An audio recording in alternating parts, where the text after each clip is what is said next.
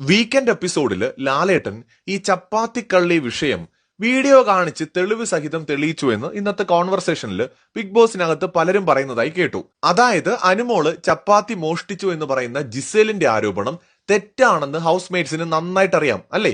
അങ്ങനെ അറിഞ്ഞു വെച്ചുകൊണ്ട് എത്ര നമ്മൾ പ്രൊവോക്കായി നിൽക്കുന്നു എന്ന് പറഞ്ഞാലും ഒരാളെ ചെയ്യാത്ത കുറ്റത്തിന് അയാൾ അത് ചെയ്തു എന്ന് വിളിക്കുന്നത് ശരിയല്ല. മുമ്പൊരിക്കൽ ജിസേലിന്റെ ആ ഒരു ഉടുപ്പ് കീറിയ സംഭവത്തിൽ ജിസേല് ബാത്റൂമിൽ കയറിയിട്ട് അത് കീറിയതായിരിക്കുമെന്ന് അനുമോൾ പറഞ്ഞ സമയത്ത് ഞാൻ വളരെ വ്യക്തമായിട്ട് എന്റെ വീഡിയോ പറഞ്ഞിരുന്നു, അത് തെറ്റാണ്. ജിസേല് കീറിയത് അനുമോൾ കാണാത്തിടത്തോളം കാലം ഒരിക്കലും അങ്ങനെ ഒരു ആക്ഷേപം അവർക്ക് ഉന്നയിക്കാൻ കഴിയില്ല, അത് തെറ്റ് തന്നെയാണ്.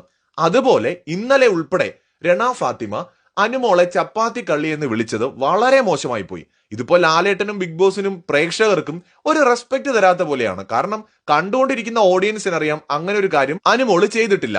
ലാലേട്ടൻ അറിയാം, ബിഗ് ബോസിന് അറിയാം. അങ്ങനെ ഇരിക്കെ ഒരാളെ ഫുഡ് മോഷ്ടിച്ച ഒരാളെന്ന് വിളിക്കുന്നത് തെറ്റാണ്. ചപ്പാത്തി കള്ളി എന്ന് ഒരാളെ വിളിക്കാമെങ്കിൽ തിരിച്ച് അനുമോൾക്ക് എന്തെല്ലാം പറഞ്ഞ് വിളിക്കാം അങ്ങോട്ടല്ലേ? അത് വളരെ മോശമായ കാര്യമാണ്. ഇപ്പൊ അങ്ങനെ ചെയ്തിട്ടുണ്ടെങ്കിൽ പറയാം. ഇപ്പൊ നെവിന്റെ കാര്യത്തില് അവിടെ പലരും അത് പറയുന്നുണ്ടെങ്കിൽ നെവിൻ അത് ചെയ്തിട്ടാണ്. നെവിൻ പല മോഷണങ്ങളും അവിടെ നടത്തിയിട്ടുണ്ട് ഗെയിമിന്റെ ഭാഗമായിട്ട്, അല്ലാതെ നെവിൻ വലിയ കള്ളനൊന്നും അല്ലല്ലോ. അയാൾ ഗെയിമിന് ഒരു എന്റർടൈൻമെന്റ് കൊണ്ടുവരാനും ഫണ്ടിനും വേണ്ടിയൊക്കെ ചെയ്ത കാര്യങ്ങളാണ്.